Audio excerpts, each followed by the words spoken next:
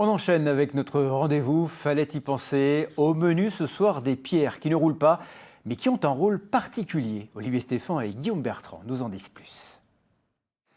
Bonjour à toutes et à tous. Aujourd'hui, dans cette rubrique, on va s'intéresser à une photographe qui fait des autoportraits avec des pierres en guise de visage.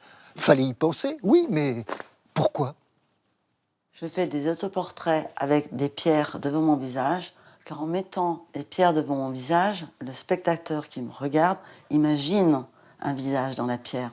C'est comme avec les nuages. On regarde les nuages, on imagine des formes, des arbres, des images. Et ça marche particulièrement bien avec les pierres, parce que nous aussi, nous avons un rapport très fort avec les pierres. Parce qu'il y a 4,5 milliards d'années, la Terre était formée par les poussières d'étoiles, et les poussières d'étoiles, ce sont des pierres.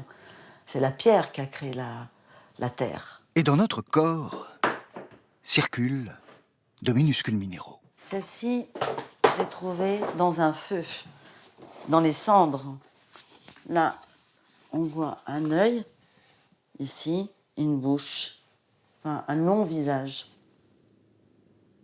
Celle-ci est encore plus explicite, car il est très fissuré avec l'œil ici, le nez, la bouche, et là, c'est des herbes qui ont constitué le visage. Et pourquoi pas pour l'une penser au sculpteur Constantin Brancusi et pour l'autre à Joseph Xaki? Un autiste est venu voir mes images et lui m'a expliqué que dans la vie, il ne lit pas les visages. Un visage qui sourit, il le comprend. Un visage qui ne sourit pas, il ne le comprend pas. Et là, en voyant mes images, il m'a dit « les pierres me parlent et je vois les visages ». Et l'on pense au pareidolie, cette figure par laquelle on reconnaît dans une forme naturelle une image humaine ou animale. Par exemple, ce caillou, ramassé et photographié par Pierre Hugo. On voit bien 2 yeux, un nez, une bouche, mais il n'a pas été travaillé, il n'a pas été sculpté. Il était ainsi quand cette pierre a été découverte. Il y a même une très belle autre histoire qui est racontée par Ovide, où on pensait qu'en jetant les pierres vers le sol, les pierres devenaient des visages. Elles sont très lourdes.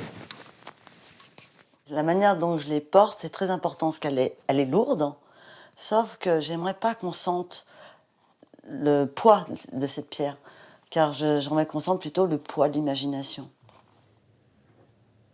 En tant que photographe, c'est vrai qu'on photographie toujours du temps. Donc c'est intéressant, photographier un arbre, il a 60 ans. Photographier une fleur, elle a 1 semaine. Là, ce qui est intéressant, c'est que je mets en parallèle le temps de la pierre, qui est extrêmement longue, avec le mien, qui est beaucoup plus court.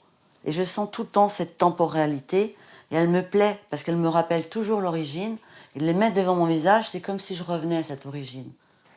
Alors j'ai l'impression que l'un des secrets de ces autoportraits avec des photographies de Pierre, c'est qu'il ne faut surtout pas avoir peur d'avoir de l'imagination.